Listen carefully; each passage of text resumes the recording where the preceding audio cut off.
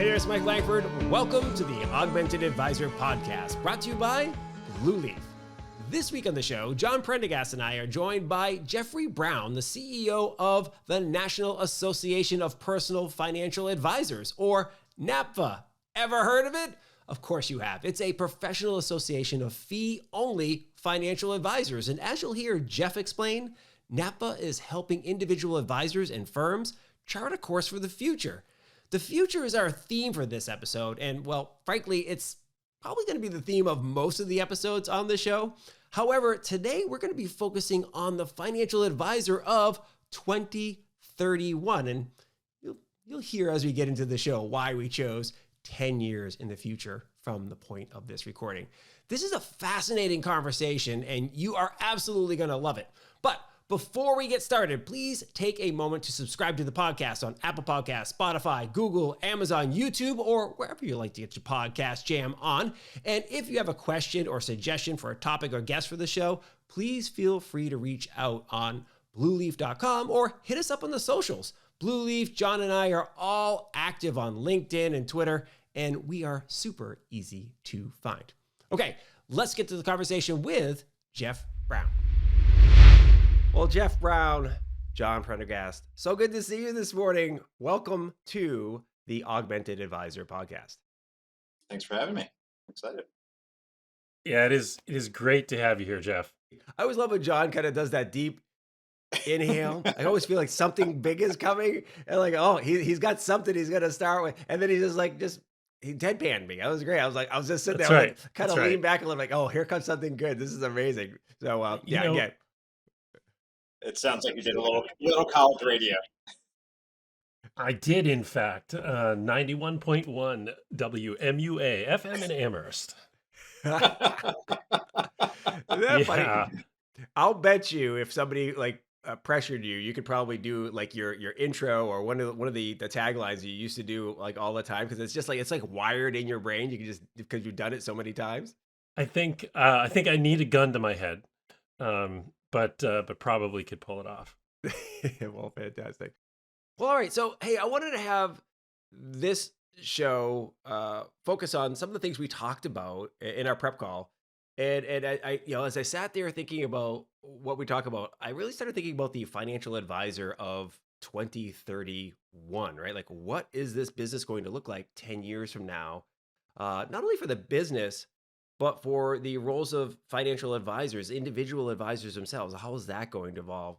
And I thought no better person to talk to about this than you, Geof, because you have an organization there at NAPFA that has, I think as you mentioned, over 4,000 members. And you see it all, right? You see a whole range of advisors, from the solos or the smaller to the bigger shops, right? Yeah, I mean, our audience definitely runs the entire spectrum of the RA world. They're all planning centric, but we've got the solo practitioner, new to the business, all the way up to the enterprise level firm that's been in the game for about 40 years. So it's very interesting to see what they're experiencing and where they're headed. Very cool. I agree. It is fascinating. You're trying to think of like a financial advisor as this monolithic, they all look like this, and no, they don't. they operate differently. I thought we'd start off with one of my favorite quotes to kind of get the listener in the right frame of mind here, or the viewer if they're watching the video.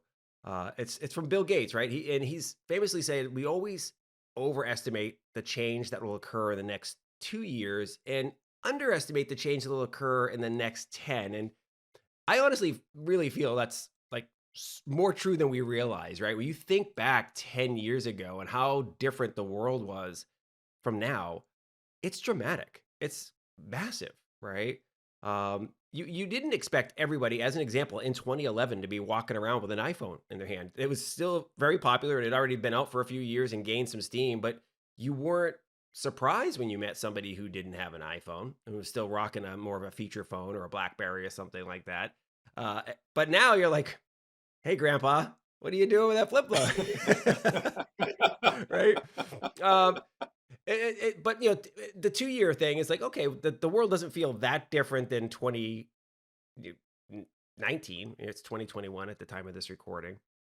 So I thought it'd be kind of fun, like, to think back on your experience so far I mean, a lot has changed since you took the helm of NAPFA 8 years ago, and John launched Blue Leaf a couple of years before that.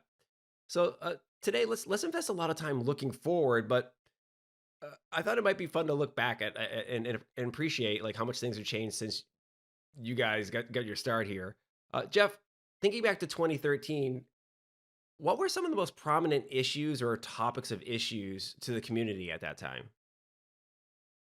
Yeah, I mean, I think there's a couple of things that, could definitely ground this conversation. One, back in 2013, we were still just a few years removed from the great financial crisis. Financial regulatory reform was still top of mind. We were working through how Dodd-Frank was going to get implemented. I remember, my first day on the job, someone told me we need to add, our thoughts to a comment letter on Section 913, which was really to bring about a true fiduciary standard. And we know how that turned out. That was one, and that was a pretty significant conversation to enter into right when I was starting this job and really didn't know the difference between financial advice and brokers and all that good stuff. I think we were also dealing with the fear of the robo, if you will. And we know how Mm, that's turned out as well. Yes, there's a place for digital advice, but I think it's become more of an asset to traditional financial advisors than it's become a threat. Um, I think a lot of smaller firms were still dealing with that nascent idea that there was going to be this massive consolidation in the industry that was going to put the small advisor out of business and spawn a few big super regional RIAs. And we know how that turned out. So, it's interesting. I mean, I think that aligns really well with that quote you supplied from Gates, that, 10 years really is a good marker of how change is going to happen. yeah. And John, at your end, I mean, are there any things that you recall that advisors were wrestling with then that today's advisors, obviously aided by technology, which is kind of your lens, that today they handle with ease, or things that you could think of? Well, I'd say a lot has gotten better. Uh, but I was reflecting on what Jeff was saying about the financial crisis. And while he was talking, it struck me in terms of what a formative event that was for driving change in the industry. In fact, Blue Leaf was really founded out of that crisis, right? The idea that there were so many panicked friends and relatives and professionals who couldn't get their arms around the situation as it was happening. Um, and even over time, it was very hard to pull all of that data together across institutions and different accounts and sort of see it all. Never mind decide what to do with it or analyze it or actually make good holistic wealth management decisions, right? Where you're advising the whole client. And I think that's one of the things that's really transitioned since then. At that time, I think more advisors, even the fiduciaries, were focused on the account that they were managing, and the move toward planning, and this is why NAPFA is such an important organization. The move toward planning and just this overall concept of more holistic financial advice um, has come along right alongside the technology that makes that possible, right? Account aggregation, still not easy, um, but it was a horror show at that time. I remember being in what we joked as an emotional support group for users of Yodely at the time, and um, and now they're making great progress. Yodely in particular is making great progress on making very stable connections, institution to institution, direct connections. And that is the change that's going to really power this ability to deliver holistic financial advice that NAPFA and other similarly minded organizations are really sort of driving toward. And I think that's going to impact business models as well, right? Everything changes when the service that you deliver changes. So that's what we're seeing, and it really is, I think, a mindset shift along with the technology. Jeff, what are your thoughts on that? So, do your members often come to you and really inquire about that type of technology stuff where like they're wrestling with how to migrate their business, and evolve forward? I've definitely seen over the last few years, anytime we have a conversation about tech stack, different product providers, members eat that up, and that's one of the great strengths about this community. You've got 4,000 other individuals that you can turn to ask questions about, hey, what was your experience with this product? How did it fit into the overall technology portfolio that you're using to service your clients and run your business?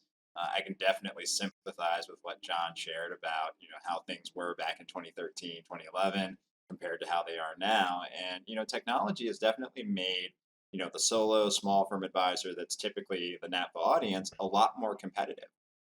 Where you don't have headcount, you can make your business so much more efficient just by leveraging technology. And that's one of the things that I think a lot of advisors in our community see as a tremendous value add. I think the big challenge for them is getting more of the technology firms to play in our space. There's definitely places where they can go to see and learn and connect with the technology providers, but I think they want to do it in the confines of the NAPA community, and so that's something that we want to work towards going in the future.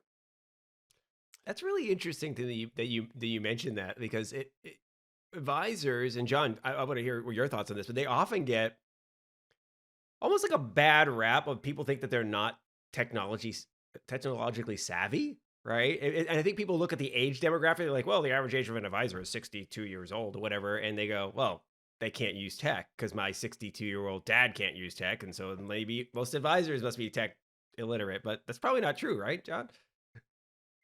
It's not what we've seen. Yeah.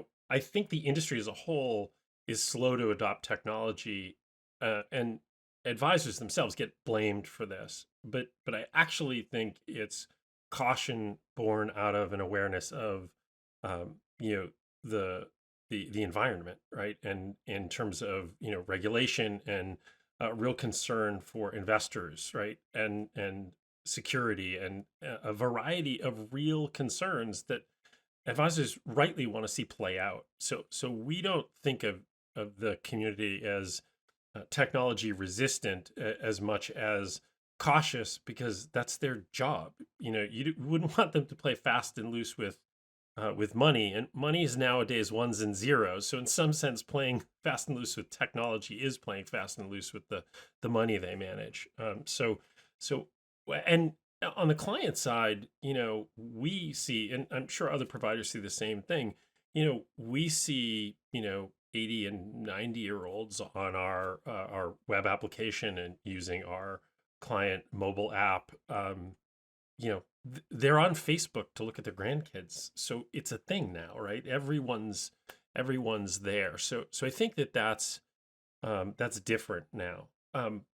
What's been interesting to me in terms of the evolution was, if you think back to 2011 to 2013, when all this started, on technology, the move was toward more and more all-in-one, sort of all-inclusive kind of monolithic solutions. And that's very much played out with some of the larger providers in the space. And you even see some new businesses trying to package software plus sort of pseudo custodial services, and that's all great and fine. But what's really interesting is the strategy of some of these large institutions. Think Schwab or Fidelity, or you even see Raymond James doing this, and LPL certainly, where they give away big chunks of that tech stack. And it actually effectively blocks out the monolithic technology offerings. And so what we're doing to address it, is we're carving up our platform and allowing people to pick off pieces of it to fill in that tech stack, so that they can have a complete tech stack, even if they're using, say, some of the free reporting off of Charles Schwab, or the free rebalancing here, but they want a different report set, or things like that. That's a very new thing in the industry technologically, and it's or in response to all of the major custodians trying to figure out their business and sort of how they package things together. But the thing I'm really interested to talk about with Geof is how that impacts the way that advice is delivered, and where that's headed, and the business models that'll evolve from that. I think there's one thing that the last year and a half has taught us is that technology is going to be a huge enabler, and client experience is paramount. There's a lot of firms that haven't seen clients physically face to face in quite some time, but that doesn't mean that the work has stopped, that the interactions have stopped, visibility hasn't stopped, and that's because of the technology components that they brought into their businesses.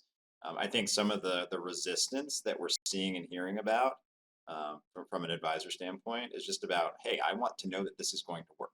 I want to know that my clients are going to have an experience because so much of their lives is digitally based. We do our shopping, we do medical appointments now, medicine in the last 15 months, and it's just because the tech wasn't good. And then I started wondering, well, wow, is my Yeah. copay the same? I see my doctor standing in his living room. Am I getting the same level of service that I would have gotten had I gone into his office? And so I think advisors just want to know that the tech that they're employing is going to be consistent with the brand that they've tried to portray to their clients, the experience that they want their clients to have, and then ultimately on the backside, it's going to help their businesses to be more efficient. I think that's a really smart observation, Jeff. Yeah. And it's funny. We just did a show last week about remote working and setting up a practice to be successful remote. And it reminded me of this thing we were talking about then, Mike. Remember, advisors have been accidentally remote over the last year, and if you're going to do this, you need to be purposefully remote, right? So I think that that'll get worked out, and the technology has been forced to improve, right? In terms of, just think about Zoom and how much better it's gotten. Well, some people might say worse, but it's evolved anyway.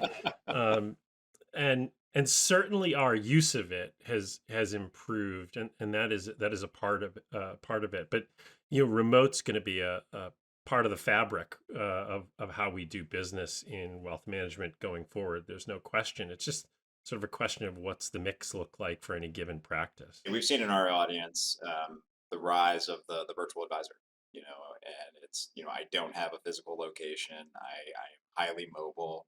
I think it's, taking a page from the whole digital nomad kind of, way of life and applying it to wealth managers and financial planners, advisors. This is a great segue basically to jump to another area that I wanted to talk to. I kind of in my brain I had like, we'll talk about this later, but I want to get to it now because one of the things that you guys just touched on there is a new comfort level with certain technologies, right? With Zoom, like if you're here in June of 2021 when we're recording this and you haven't used Zoom over the last year and a half, many times your job might be something that doesn't happen in the house, I guess.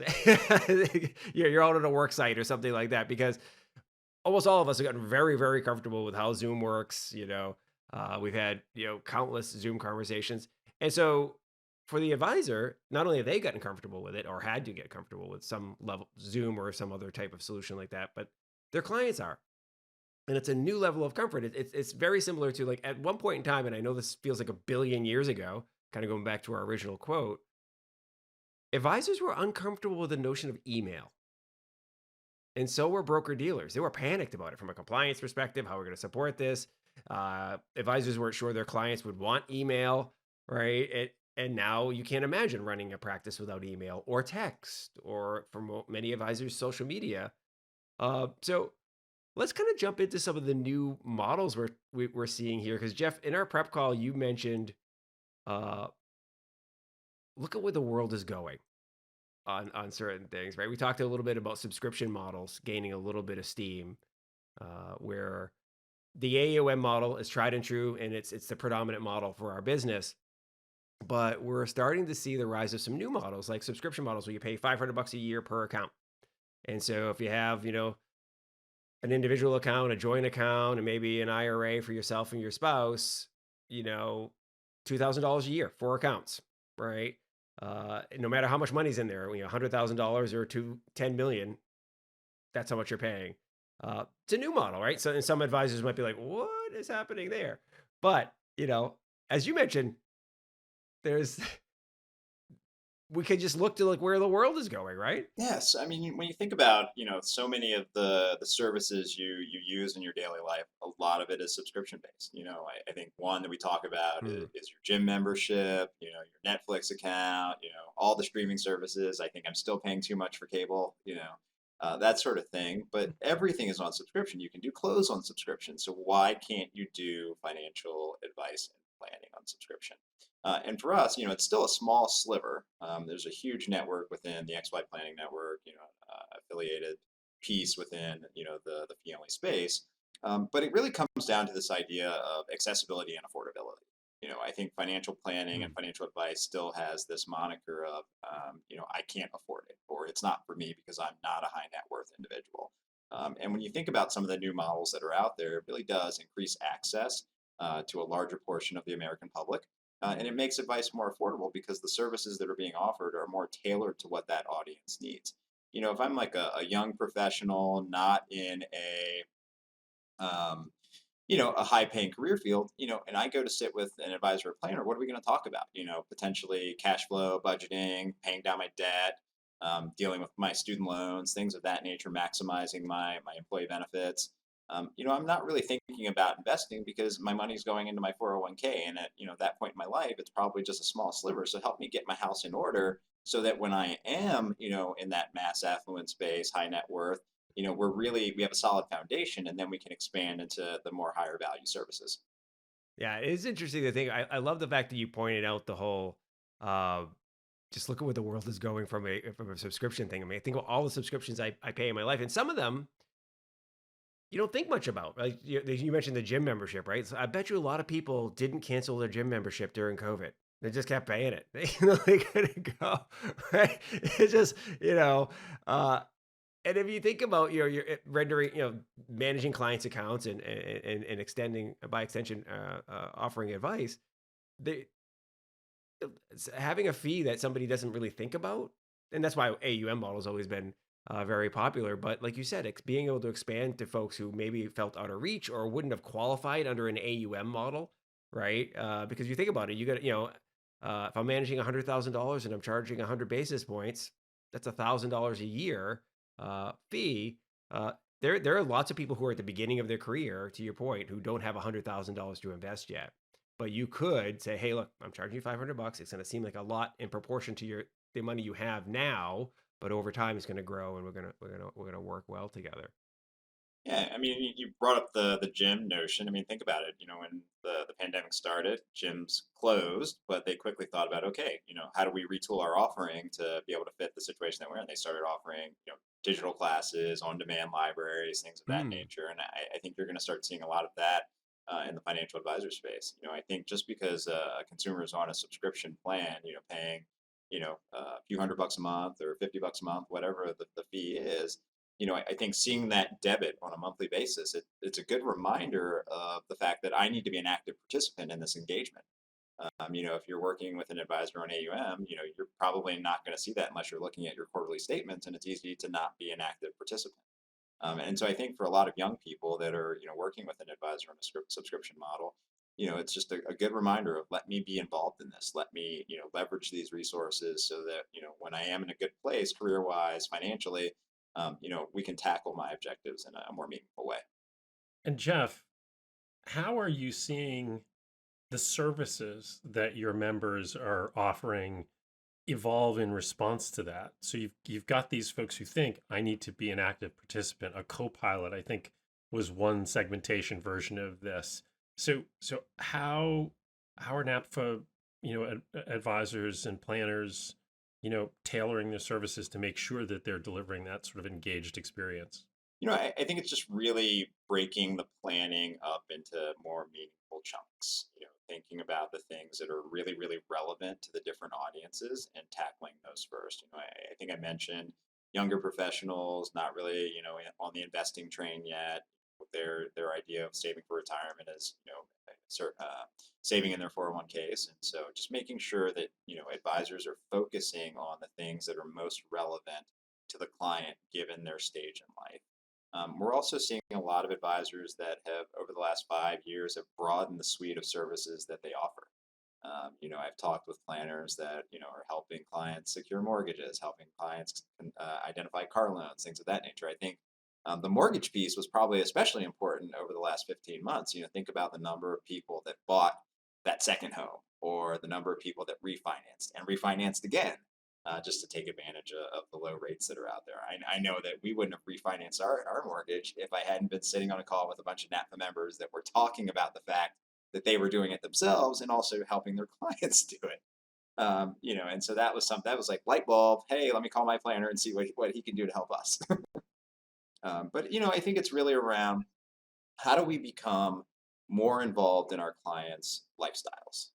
And so I think it's really showing that financial planning, that relationship can be a huge value add because it's not just about your portfolio. And I think that's going to be the real differentiator for advisors going into the future. It's easy to, pick a stock.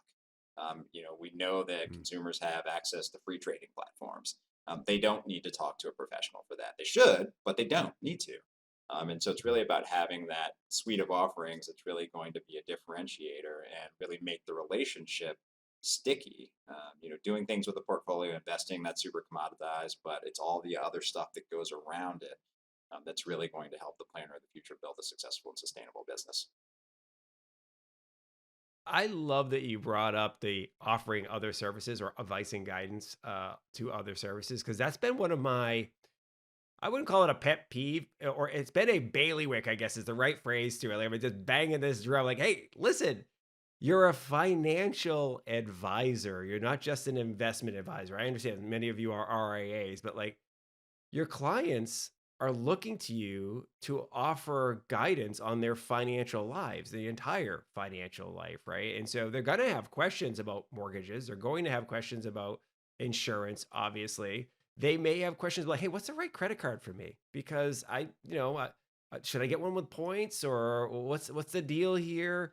Some of these shopping rewards programs, even right? Like, what's going on there? Or like, should I be using uh, honey or whatever? Like, is there what is Prime actually a good deal for me? Like that stuff is like it affects your financial life, right? The amount of spending you're. I mean, heck, one of the things that I just did recently was there's a service that'll help you save money on your bills. It'll go inspect your cell phone bill, your electric bill, whatever, and they'll try to negotiate a lower rate for you without reducing your quality of service. That's awesome, right? Financial advisors should be evaluating those solutions and coming to their client and going, hey, listen, let's examine your bills. We've got the solution that we're working with, or we've evaluated. It works really good. It can save you, like in my case, it saved like $2,000 for over the next 2 years. That's real money, right? I thought it was really fascinating. So I love the notion that you're suggesting other services for folks. Have there been any ones that you think are gaining particular steam? I think it's really around just where the client is in the different stages of their lives. And I think that's really going to dictate the type of value added services that advisors are going to provide. If you're someone who is post retirement, it could be, let me help you find an assisted living facility. That's always a conversation that I think a lot of advisors delve into if they deal with that audience. College planning, college funding is so integral to the financial planning process. So, parents that are kind of in that, midlife stage that have kids that are approaching or soon will be approaching attending college, I think that's a huge value add. I've had advisors tell us stories about how, their client asked them, hey, can you sit down and just give my kid the numbers of attending a state school versus attending, that Northeast private liberal arts, show them the price difference, talk a little bit about, what that's going to mean for mom and dad, what that's going to mean for them in terms of any loans or debt that may come out on the back end. And, I think those are really important conversations for a couple of reasons. One, you're servicing the current client, helping them to navigate what is a very significant life transition, sending their kid off to school. But then Mhm. you're also, initiating a conversation with next gen wealth around, what, this is the value that working with a financial advisor can provide. Because I think Mm. for a lot of high school students, it's like, you have that one financial, class in college, in high school, and it's really around, let's do a model stock portfolio. So if that's their only frame of reference, I think it's super limiting, and it just makes our jobs harder down the road in terms of showing them the value of engaging with a professional like a NAPFA member. That's a really, really good idea. I love the notion of having that conversation about college because every time I think about the cost of very, elite private school, Northeast type stuff versus a state school. And by the way, I attended both, right? So I've done the state school stuff, and I have a master's degree from Boston University. So I've got both, but I had no debt because of the way that I went about it, right? And uh, college debt is brutal for folks. But I would also say the ROI model, like actually having that conversation, right, about ROI. Like, hey, if you're about to spend $50,000 a year for an education, and then come out and get, I don't know, a philosophy major that's probably not going to have a lot of marketability, you can get a philosophy degree at a much lower price. I promise you, type of thing. I don't know, picking on the philosophy people. Don't DM me, philosophy people, if you're mad about this conversation. I don't want to hear from you. That was the only thing that popped into my mind. I was going to say, I was telling my dad that same story, and he was like, well, you remember when your little sister was graduating from high school, we offered her cars and money to go to a state school, and she had her heart set on going to Georgetown. And, bless her heart, she's a double Georgetown grad, but, she's still paying that off. It's a hard conversation to have because there's a branding to it, right? And I talk about it with the kids all the time. Like, look, there may be value in you going to a certain level of school, right? Because if you are really know what you want to do, and they have one of the best programs for doing that, okay, great. The network might be phenomenal, but you do realize how much more expensive that is. It's not insignificant. That's fantastic. Uh, let's switch gears to something that we wanted to make sure we covered on this episode, because I think this is something that's critically important as we think about that 2031. Like, what's this industry and what's the space and the average advisor going to look like and behave like 10 years from now, and that's diversity and inclusion. Because as we all know, if you ever have the honor of speaking, as I have, to an audience of financial advisors, chances are you'll look out in that audience and a lot of them look the same, right? There's not a lot of women in the audience. There's not a lot of non-middle age white ethnicity looking back at you, right? And that is absolutely changing. But I've spoken to so many top performer conferences, and I'm surprised that there's like a handful of women. That's it, right? And that's obviously got to change, right? We want to see that improve. So I wonder if you might kind of offer your take on what NAPFA is doing to promote diversity and inclusion in the space. We're really taking the point of view that we need to do our part for sure, but this is definitely a profession and industry-wide issue. Regardless of what channel you work in, what your client focus is, what your fee structure is, we all have a duty and responsibility to promote diversity, equity, and inclusion in the space. And so that means that you either need to partner, collaborate, work with other organizations and entities, or carve out your own approach to dealing with this issue. So we launched our diversity and inclusion initiative back in 2018, and some may say, well, that seems a little late to the game. It was the right time and the right group of people to have that conversation. And I would look at what we're doing, and I think we're a little bit ahead of the game. And so we offer scholarships for financial planning students that identify as part of an underrepresented population to attend NAPFA conferences so that they can get acquainted with what this community of professionals does and meet potential role models and mentors to help them navigate the intricacies of becoming a financial planning professional. We also seek to support advisors that are already working in the field to connect with this community, because we think about if they see people like them already working in this space or see opportunities, then that means that we can become kind of that standard bearer for diverse advisors within the profession. I don't think that anybody is killing it right now on the diversity, equity, and inclusion front. I think there's more conversations about where we're missing the mark than what we're getting right. But the fact that we're talking about it, the fact that we're making progress is so Mm. important. We've got a lot of work to do, and I think that this is one area where we're going to accomplish more together than we will apart.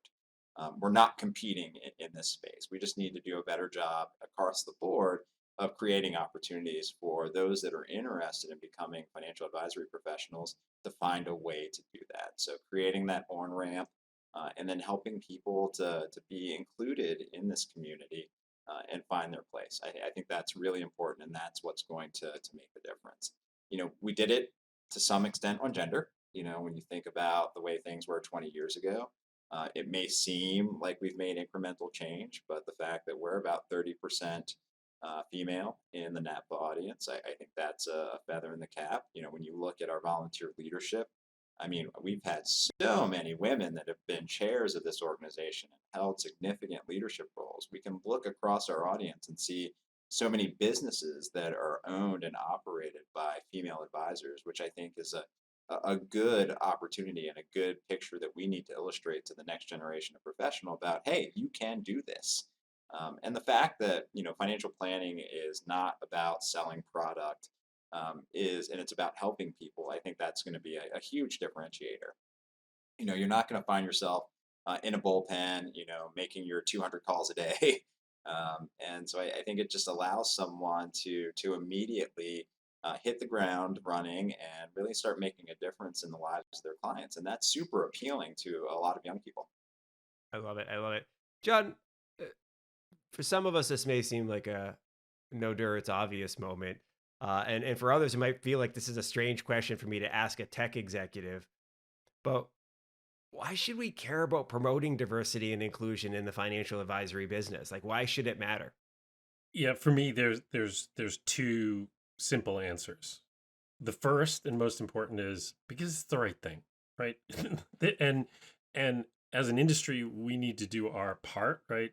Geof, as you said, this is clearly a bigger issue. It's industry wide, but of course, it's it's our culture, right? It's sort of a big cultural issue, and all of those kinds of uh, issues get resolved locally.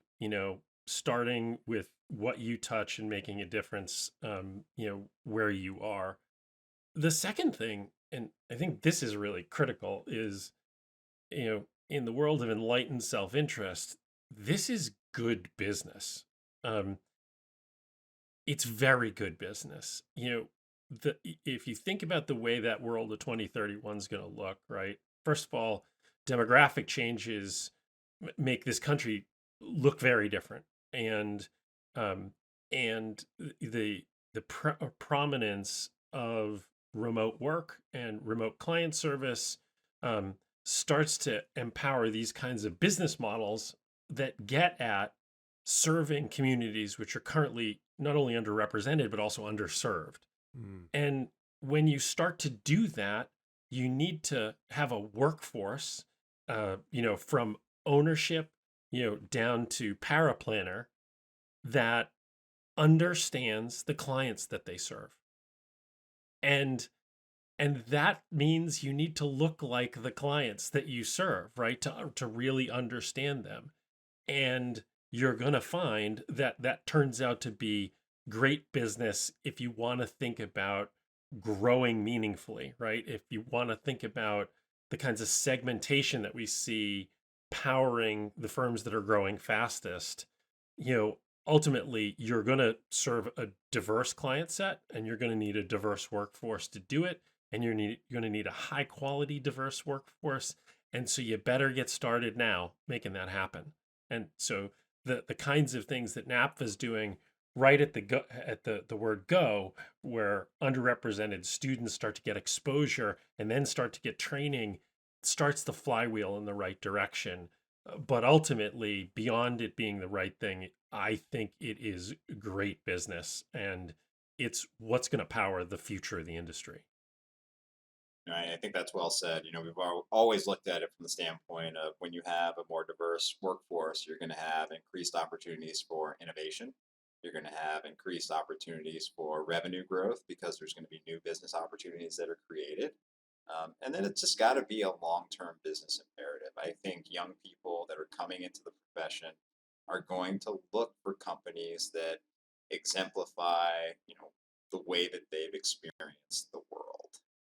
And yeah, there's a lot of cases that show that young people just don't have the same relationship with race and ethnicity that generations prior to them had. And so you walk into the room. I think about one of my first financial advisory conferences, and it's just the experience that Mike talked about. I walked in, and I was like, oh, I'm one of three in the room. And that's just not a very inviting or comfortable environment. And I could see how a young person who could do great things in this profession could be put off by that experience. It can be very difficult to navigate, especially if you're in a sales environment when you don't have the same support, because you can't turn to the person to your right or the person to your left and say that those individuals had the same life experiences that I did. So it's not just about giving them exposure. It's about making sure once they're in the profession that they're being sponsored, that they're being supported, and that there are people out there that are helping them navigate what their work life could be like. And then the companies that invest in that are going to see the rewards. To your point, John. Yeah, I love it. It seems crazy to think, that we aren't, as a profession, given how large it is, right? There's, hundreds of thousands of people in this profession, that we aren't as we don't look like the country that we're serving. You know what I mean? If you will, like there's not as many women and not as many people of different ethnic backgrounds, and that might be a reason why, as a population, so few Americans have a financial advisor, right? Just think about that. That if you want to work with an advisor, as John mentioned, you want to work with somebody who has some of your experiences, some of your life experience. It might be from your community, might look like you, might just be from the same school that you went to, right? We always talk to people about, hey, pick a niche, right? Find a niche that you identify with. So if you went to Georgetown, like your sister, or you used to work at a certain company like IBM or whatever, kind of go back to the well there, like go to a place where you can speak their language, and the client feels like you've walked a mile in their shoes. You're going to have a much easier time bringing that business on and serving them. Well, the same goes for again for issues of race, ethnicity, or gender. Like organizations like NAPFA have an opportunity to help advisors increase their cultural competency. Because I know that there are a lot of legacy advisors that feel like, what, I don't understand that community. It wasn't my life experience. So help me understand how I can be a better participant in an advisory engagement, because it may not be the same.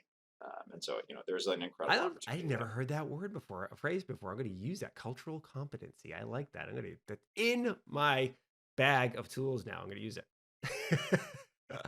um, I wanted to tee this one up. This kind of like my fun question for the day. I moved to Austin back in 2011, and when I moved here, there was this common thing that a lot of us did was we post something on Instagram or Facebook or Twitter about like this new experience you're having, whether it was a barbecue place or this bar or this just warm weather when it's cold out in the Northeast. You'd hashtag why Austin. And it would annoy a lot of my friends from the Northeast, like, stop with your why Austin crap. It's, wait until the summertime. It's going to be 100 degrees there and all that type of stuff. But it's stuck. And I think a lot of cities do this. Like, why do I love my city? Why do I really like this? So I'm wondering, what is it about NAPFA that would make an advisor want to add the hashtag why NAPFA to their post when talking about their experience with the organization? I really think it's about the people. This community is almost 40 years old, and if you're an advisor that's really interested in servicing your client in the most transparent and objective manner, then you want to associate with the advisors that are a part of this community. When I'm not working, I like to run. I've Oh, done wow. about 15 marathons, and the team I train with, one of our mottos is, train with the people that you want to run like. So if you want to run fast, run with fast people. If you want to be around the best advisors, then you want to be a part of this community. If you want to be around some of the most competent advisors, then you want to be a part of this community. If you want a community that is so focused on the way that you do business, even if you're advisors in the same city, they're not competing against one another. There's this atmosphere of collegiality that I think really sets this community apart, which is very enlightening and very attractive to a lot of professionals. And I think that would be our why NAPA. It's about the people. That's what really sets us apart. It's not about how they get paid. It's about what they bring to their clients. It's about what they bring to each other. And I just feel fortunate that we're able to help facilitate That's that. awesome. I'm gonna hashtag this podcast. Why NAPFA? That's actually gonna be great. The way we promote this thing, it's gonna be amazing. Uh, Mike, you're starting a movement. It'll be fantastic. well, by the way, the royalty, I'll send you the address of where you can send the royalty payment when this campaign takes off and just brings in tens of thousands of new members because of the Why NAPFA hashtag. Just so you know. I'm about to That call our Langford marketing guy's a team right now. genius. We should have him come in. Mhm. So we're getting close to the end of our time together, but there's one thing that we chatted about that I want to make sure we did cover. Geof, I think many listeners may be surprised when they first hear that you weren't a financial advisor before joining as NAPFA's CEO, right? And people are like, "What? How the heck is the CEO of NAPFA not a financial advisor, right?" But it really makes sense, right? Because you have a wealth of experience running professional associations, right? That's correct. I think back to 2013 when I was going through the search process with NAPFA. I didn't know the difference between fee only, commission and fee, and insurance salesman versus a broker. And I think that made me a greater asset to the organization because I wasn't coming in with any preconceived notions about what our role was in the profession, and so it just made me super inquisitive. And it meant that I had to go out and listen and learn, and that's an approach that I've taken throughout my association management career. When we had the prep call, I shared that I've worked with a variety of professional communities, everything from associations and philanthropic services, chief information officers for Fortune 500 companies, customer marketing groups for HP, Oracle, Microsoft. And a consistent theme is, you know what? I am not a database administrator. I've never been a CIO of craft. But it just meant that I had to go in and really understand the day-to-day complexities of what their professional lives look like and how we could orchestrate and construct the organization to be a value add. Because at the end of the day, you want to be a part of a professional community that's going to add value to your business life, your professional life, and your career development. And if we're not doing that, then there isn't really a big reason for an advisor to associate with us. And that's just been a consistent theme throughout my career arc. I think it makes me an asset, and I also look to hire people to work for the organization that have that same philosophy. If you don't want to learn about this professional community and how we can tailor our services and offerings to support them and be a huge value add, then you shouldn't be working here. And so I think that that's really important going forward. And, I feel like 8 years later, I get it. I get it. It didn't take 8 years, but I get it. And now, I consider myself, even if I weren't working here, that I would be an evangelist for what it is that NAPFA members do. I think my friends are tired of hearing me say, ditch your guy over at so and talk to one of our members. They're like, do you really mean it? And I'm like, yes, I believe in it. Value that firm has added to our lives, and being on the track to achieving our financial objectives. And so I think that that's something that I'll tell that story long after I'm done working with NAPA. Yeah. You said something in our previous conversation that really kind of hit me right in the boom. You had a bit of an aha moment when you started to appreciate the psychological aspects, the complexity of the financial advisory business and the need for it, right? Uh, I wonder if you'd be willing to share that as well, because as somebody who was an outsider to the industry coming in here, I think that's a really meaningful observation to have for advisors. Yeah. I mean, I think what we talked about was this the one around just the language that advisors speak relative to doctors, lawyers. Yeah, exactly. Yeah. I mean, I think anybody who's engaging someone in professional services, whether it's your doctor, your lawyer, your accountant, you go into it with this assumption that, yeah, that person knows more about it than I do. They speak a different language. And I think for me, it was, okay, I have to be open to the fact that these are professionals. They understand the different dimensions of financial planning, and, being open to that relationship and receptive to their experiences and their knowledge really does, add value to what we're trying to achieve. And I just didn't have an appreciation for that prior to joining this organization as its CEO. I was probably just like most Americans that assume, if I work with a financial advisor, they're only going to focus on X. And, really Hmm. that understanding that it's about so much more, that there's an opportunity for them to touch so many different facets of my life. That was a huge aha moment for me. And I was hooked ever since. Awesome. Awesome. So we got one last question for you. John, do you want to tee this one up? I thought this is going to be a new one. I think we might be working in. When you look at the community you've got at NAPFA, it can be used to do a lot of good in the world. We talked about the work you're doing in diversity and inclusion. And as you sit here thinking about the next, few months, the next year, um, what's your ask of your community? If you could ask those listening one thing to do to move the profession forward, what would it be? I think one of the biggest challenges that we have out there is the fact that so many young people don't even know that this is a viable career path. I think we've talked about this a few times that, they just assume that financial advice is about picking stocks. It's not. This is a profession where you can really dive in and help people navigate some complex issues and really get on track to achieving their financial objectives. So if I had one ask for the listeners, find a young person, find a high school student, a college student who is unsure about what they want to do with their lives, and tell them about what you do. Because I have a strong suspicion that, when you start telling that story about the different disciplines that are involved in your work, that you might open a door for someone to pursue financial advice, financial planning as a career field. So help us to tell that story so that we can make this the next great profession that young people pursue. I love that. That's fantastic. For the religious among those in the audience, Geof wants you to witness to the NAPFA community. It is fantastic. Get out there and let people know. That's fantastic. That's Well, great.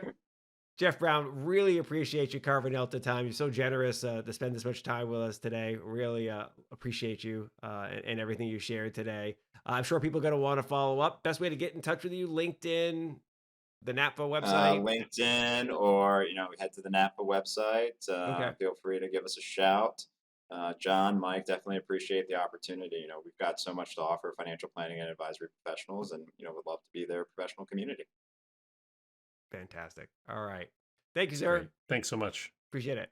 Thanks, guys. Thank you very much for listening to this episode of the Augmented Advisor podcast. It was fantastic to have you with us. I hope you enjoyed the conversation as much as we did. Huge thanks to Geof Brown of NAPFA for joining us as well. It's truly amazing to think about how much the world has changed for financial advisors in the past 10 years and begin to think about some of the changes Geof sees coming for the next decade. By the way, what do you think? Putting your futurist hat on, how do you think the financial advisory profession will look in 2031? Let us know what you think by swinging by blueleaf.com or hit us up on LinkedIn. Blueleaf, John, and I are really easy to find, and we would love to hear from you. Okay, that's it for today. Please make sure you are staying safe and be nice to each other, okay? We'll see you next week on the Augmented Advisor Podcast. See ya! Bye!